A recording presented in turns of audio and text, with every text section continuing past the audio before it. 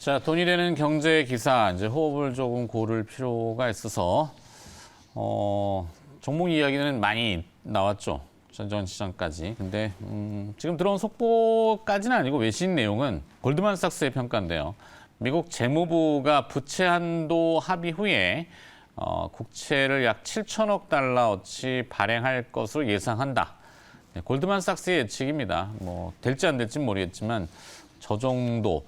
근데 이제 보통 단기물은 아니고 장기물들을 발행할 텐데 최근에 국채 가격이 떨어지잖아요. 앞서 제가 오프닝 때 계속 설명을 드리는데 미국의 단기 국채 가격이 떨어지고 국채 가격하고 반대로 되는 2년짜리 금리는 계속 오르고 있고 뭐 발행이 늘어나면은 공급이 늘어나니까 그래서 가격이 떨어질 거다. 이게 미리 반영되는 것 같아요. 그러니까 골드만삭스가 그래서 뭐 저런 멘트를 하면은 저 멘트 나오기 전에 이미 채권에 대한 매도 형성이 돼서 가격이 계속 내려간 그렇다면은 뭐 앞뒤가 좀 맞는 내용인 것 같습니다. 자, 하여튼 결국에는 포인트는 부채 한도를 합의할 것이다. 네, 이 내용이니까 골드만삭스 의견 한번 참고해 보시기 바라겠고요. 자, 이제는 돈이 되는 경제 기사 매경 이코노미 박수호 기자와 함께하겠습니다. 어서 오세요. 네, 안녕하세요. 네, 어디 갔다 오신 거예요? 늦게 오셔서. 네네네. 자, 글로벌 투자은행 좀 전에 골드만삭스도 얘기했는데 유명하죠, 골드만삭스야.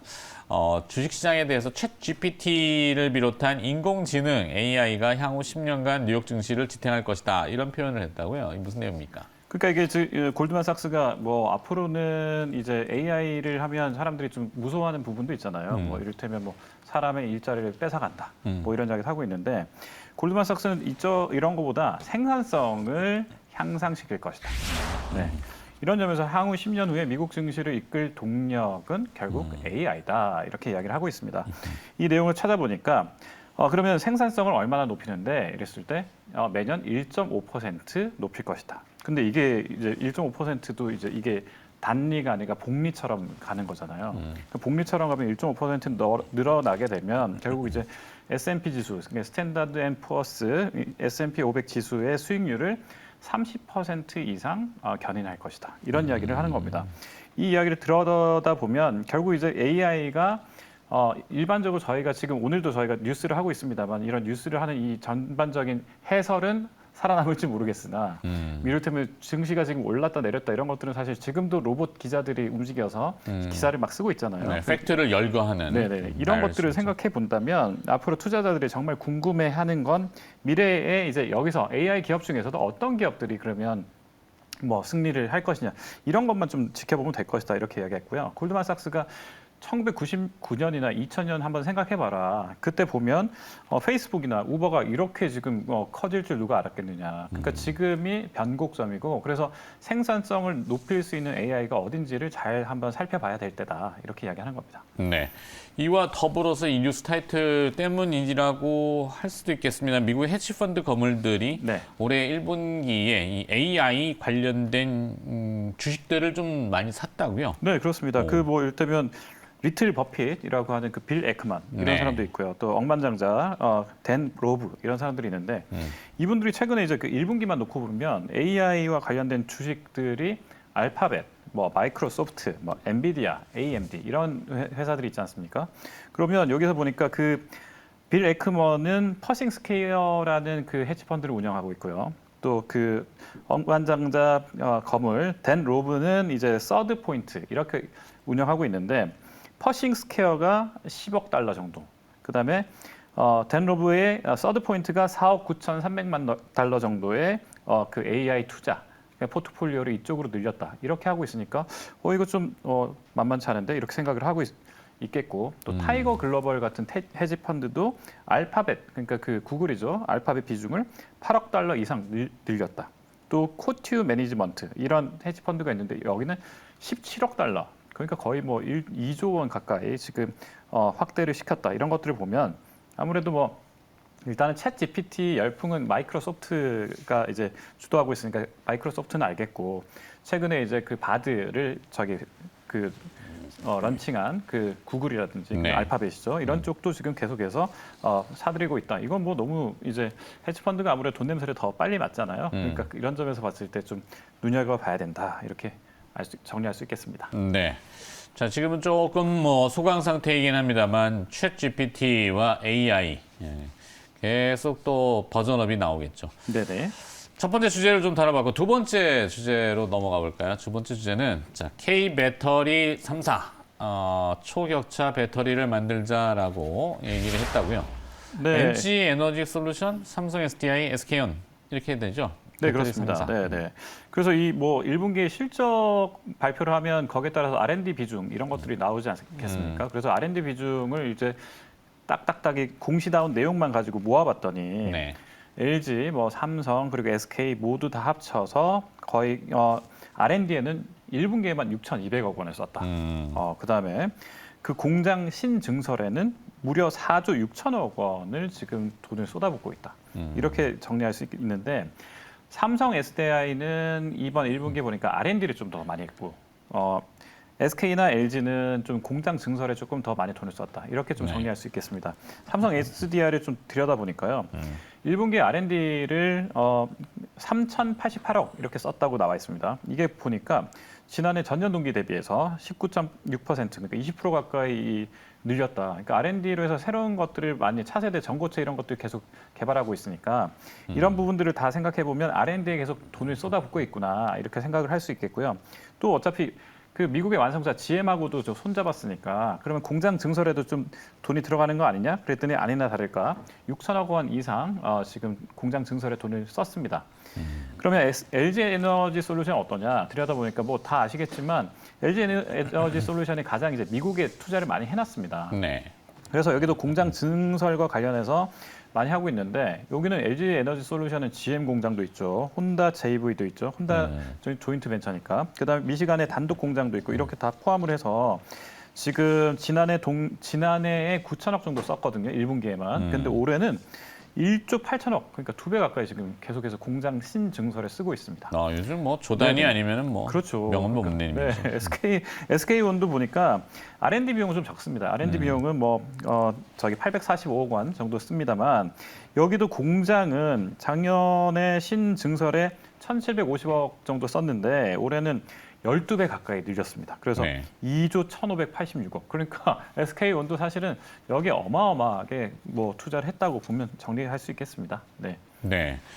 자, 그러면서 공장 가동률도 상당히 많이 올라오고 있다고 하던데 가동률은 어떻습니까? 자, 가동률이 굉장히 이제 앞으로 이제 매출하고도 직결되는 거니까 체크해 볼 수밖에 없는데 LG 솔루션의 평균 가동률이 이제 77%까지 올라왔어요. 그러니까 네. 작년 동기 때는 73%였으니까 가동률이 더 올랐으니까 이건 뭐 좋겠죠. 그다음에 또 SK온은 더 난립니다. 지금 거의 뭐 96%니까 완벽하게 지금 많이 돌고 있다. 이렇게 정리할 수 있겠습니다. 네. 잘 나가던 이 K 배터리가 근데 1월부터 4월까지는 무역 수지라고 무역 적자죠. 네네, 그렇죠. 무역 적자를 네네. 기록했다 그래갖고 의아스럽다고 하던데요.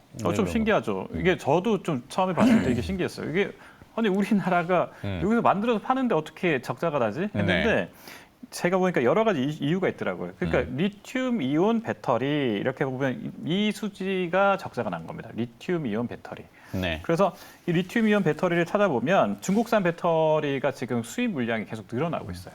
그러니까 수입 물량이 늘어난다는 말은 뭐냐면 물론 이제 그 중간재가 우리나라가 이제 중간재를 만들어서 중국에 수출도 하지만 네. 중국에 있는 리튬 원자재나 이런 것들을 수입해서 들여와서 우리가 직접 쓰는 경우도 있고 여기 또 재생산하는 경우가 있습니다. 그래서 이 부분이 좀 많이 늘어났다 이렇게 이야기를 하는데 산업부에서는 처음에 이거 그러면 저기 빨간불이 들어온 거 아니야? 이래서 알아봤답니다. 그랬더니 전기차 시장의 밸류체인 그러니까 부가가치 사슬에는 큰 문제가 없고 K배터리 수출 자체는 잘 되는데 또 이제 국내에서도 이제 이를테면 전기버스, 전기차 이런 것들 중에 상용차 이런 것들 있지 않습니까?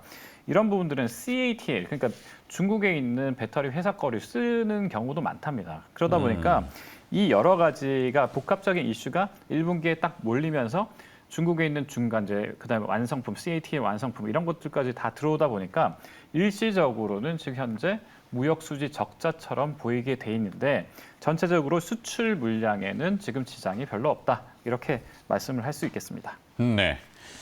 자, 앞서 그 AI 얘기하실 때 네. 미국에서 펜타곤 근처에 폭발 사진이 하나 떠가지고 아, 네네네네. AI가 만들었다. 네, 그렇습니다. 이런 가짜 뉴스래. 네네네네. 자, 근데 앞으로 이런 것들이 너무 많이 생기는 게 제가 특히 뭐 르세라핌이나 이런 그 걸그룹들이 네. 이제 그 뭐 새로 영상을 출시하잖아요. 뭐 그쵸. 신곡을 발표하면 거의 4시간 만에 그 이 신곡으로 해서 AI가 그 뮤직비디오를 만들어서 오. 내보이더라고요. 그러니까 이런 식으로 지금 사실은 딥페이크 네, 뉴스 딥페이크를 같은 해서 이런 것들을 보면 사실 굉장히 어마어마합니다. 앞으로 그래서 어떻게 겁난다고 하는 거죠. 네, 세상이 어떻게 바뀔지 모르겠습니다. 네.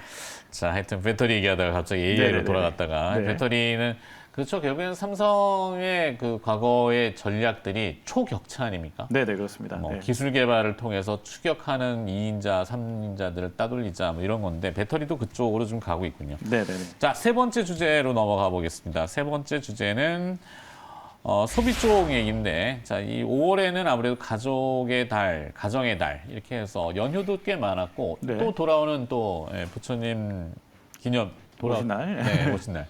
기념일이니까.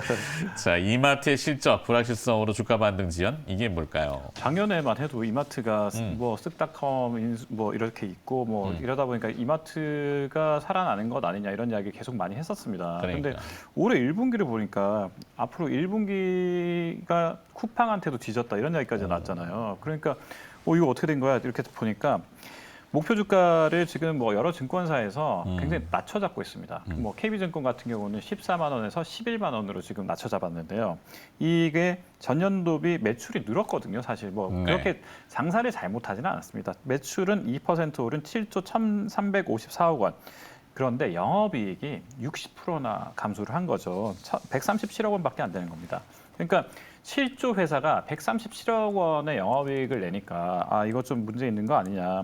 영업이익은 시장의 전망치보다 무려 81% 낮은 수준을 기록했습니다. 그러니까 수익성이 굉장히 많이 떨어졌다 이렇게 볼 수 있겠죠. 그래서 왜 이렇게 떨어졌냐 봤더니 여기 이제 이마트에는 그 자회사, 손자회사 이렇게 다 포진돼 있는데 쓱닷컴, 네. 그다음에 지마켓 글로벌 여기에 영업 적자가 이제 여기에 반영된 겁니다. 그러니까 전년 동기 대비 영업 적자가 좀 축소됐다고 하더라도 이 영업 적자가 아무래도 반영이 된 게 컸고요. 거기에 더해서 할인점, 트레이더스, 스타벅스 이 영업이익이 같이 감소를 한 겁니다. 보통 이제 우리가 스타벅스 하면 스타벅스 코리아를 신세계가 이제 스타벅스하고 같이 합작을 해서 여기 자회사를 뒀기 때문에 이마트는 당연히 스타벅스 잘 되면 이마트 잘 된다 이렇게 보고 있는데 그 스타벅스마저도 지금은 영업이익 측면에서는 조금 이제 줄어들고 있으니까 전반적으로 이마트 전체가 사업 실적이 기대치를 크게 밑돌고 있다 이렇게 전망이 되고 있고요. 그래서 또 KB증권에서는 연결 기준에서 올해 연결 순매출 전망치를 30조 정도로 내다보고 있는데 영업이익은 1,900억 원. 그러니까 막 한 30조 매출인데 1,955억 원 정도면 종전에는 한 3,300억 정도 올릴 거라고 생각했는데 이거보다 네. 영업이익을 많이 떨어뜨린 거잖아요. 이러니까 목표 주가가 아무래도 내려가는 거겠죠. 그러니까 이 소비 행태가 굉장히 급변하고 있다는 거는 보도가 많이 나오고 있는데 홈쇼핑 업체들이 최근에 적자를 내고 있잖아요. 그렇습니다. 네. 그래서 좀 이 이마트의 매출은 쿠팡에 처음으로 또 역전을 당했다고요? 네, 그렇습니다. 이런 분위기가 이제 쿠팡하고 완전 좀 대조적으로 지금 바뀌고 있는 거죠. 물론 이제 이마트도 여러 번 이렇게 그 온라인을 강화하기 위해서 쓱닷컴 외에도 뭐 우리가 알고 있는 지마켓이나 이런 쪽을 지금 사들여가지고 좀 온라인을 강화하고 있긴 합니다. 그런데 막상 이제 같이 합병을 하고 지금 뭐 인수를 하고 이럼에도 불구하고 온라인에서의 시너지 효과가 당장은 나타나기가 조금 어렵다 이렇게 보고 있기 때문에 그래서 이런 부분 때문에 2분기에도 계속해서 이런 적자까지 나타나지 않을까 이럴 정도로 지금 그 분위기는 좋지 않습니다. IBK 투자증권에서 최근에 보고서를 냈는데 네. 2분기 실적도 부진할 것. 이래서 목표 주가를 여기는 아예 9만 원, 9만 8천 원에서 8만 원으로 더 내려 잡았습니다.